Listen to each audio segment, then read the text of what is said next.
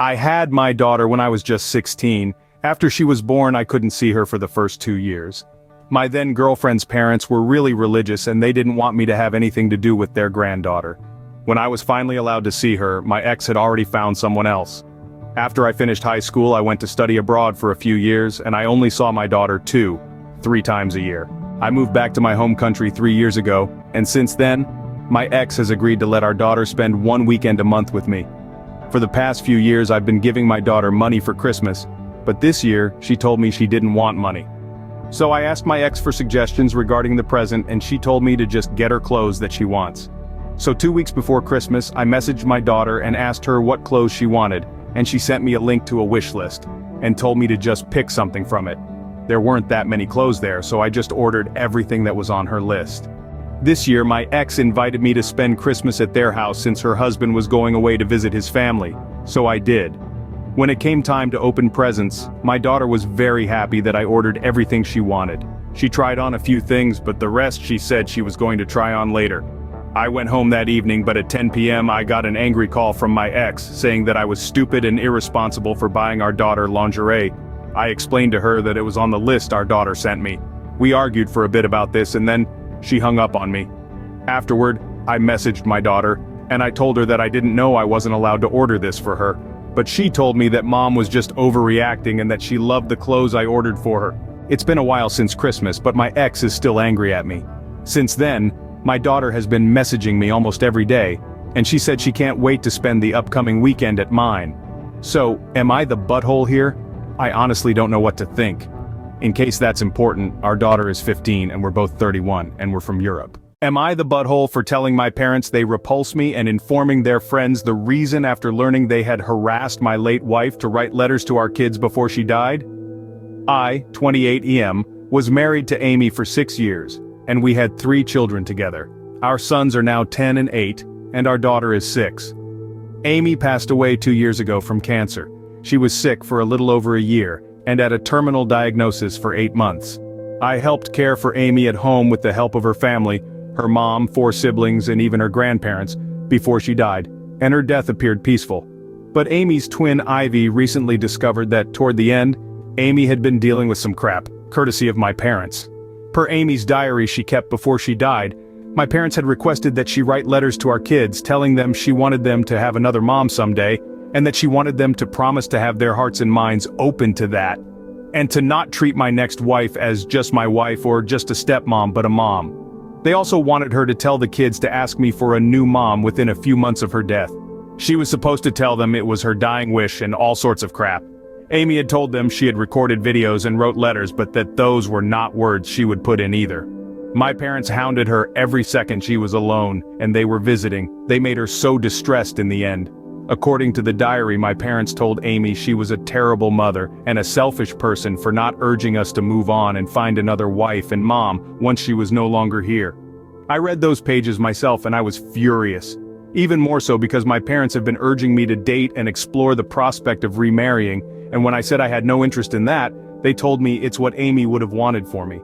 They even brought up in the last few months that my kids will grow up without a mom, and argued when I told them they always will, because she died while they were so young. I texted my parents that I knew what they had done and to stay away from me and the kids.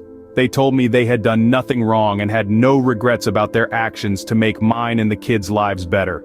That pushed me over the edge, and I drove to their house to tell them face to face that they repulsed me, to harass a dying woman, to harass my wife, to make her final weeks more stressful than they already were. I told them they were sick. I didn't realize when I started that they had friends over.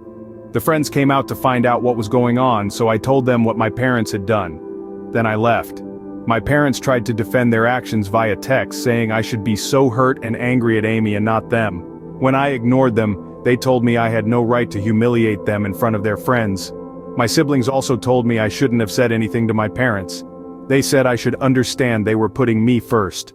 Am I the butthole for telling my brother he put his wife's wants before his kids? My brother has 2 children from his marriage to his late wife Denise. His son just turned 20 and his daughter is 18. Denise died when the children were 6 and 7 years old. 18 months later, my brother met Catherine, his second wife, and they married after 4 months of knowing each other. Catherine was unable to have biological children. and she always dreamed of being a mom and wanted to be a mom to my nephew and niece. My brother wanted this for her also. But the kids did not want to be Catherine's children. They did not want to call her mom, or be adopted by her. They did not want her to be the sole focus of Mother's Day, etc.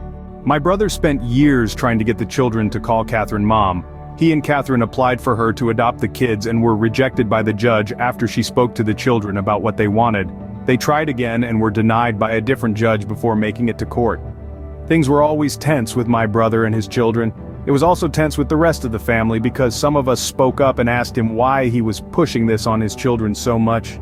He would say Catherine deserved to be a mom and deserved the respect for being a loving and nurturing mother to the kids. Mother's Day from the first year they were married until last year was very toxic. My brother no longer allowed the kids to see their maternal relatives that day, and they also didn't see any of us or visit the grave. He said the day in their family was for Catherine. He would make her breakfast and give her cards and gifts from the kids. Then the kids would tell her she didn't deserve to be celebrated for Mother's Day, and she was nobody's mother. My brother didn't like it, and Catherine would be upset at the reminder. The kids would also be quick to inform Catherine they never wrote in the cards, because my brother always addressed them to Mom, and the kids never called her that. In the last few months, my brother has lost contact with his children. The last time they spoke to their dad, the kids told him they put Catherine's wants before them, and they would never forgive him for that. They said he had no right to insist they be the children to fill the void for her when they already had a mom whom they loved. My brother dismissed the idea entirely that he put Catherine before the kids like that. When I saw him for New Year's at my parents' house, he was telling me about it. And I told him the kids were right and he did put Catherine's wants before the kids. I said he made her want to be a mother the most important thing and tried to force the kids to comply and be her kids. He told me that was not what happened and I should be sympathetic to him and to Catherine who had her heart broken by the kids. Am I the butthole? My husband works 10 HR shifts at a shipyard, leaves at 8 a.m. and is home by 6:30 p.m. His job is 3 minutes down the street. I work 8 HR shifts at home while also homeschooling our 3 school-aged kids, 7-yo twins, 5-yo, nursing our 2-month-old and doing all the cooking. We do not homeschool as a normal. Schools have been shut down for 5 or 6 weeks after finding lead in the drinking water. But given this, I'm doing far more than my husband is. Not that it's a competition, but let's be real. Well, this past week has been extremely rough on me mentally. There was a child death in my family and another family member is hospitalized in ICU.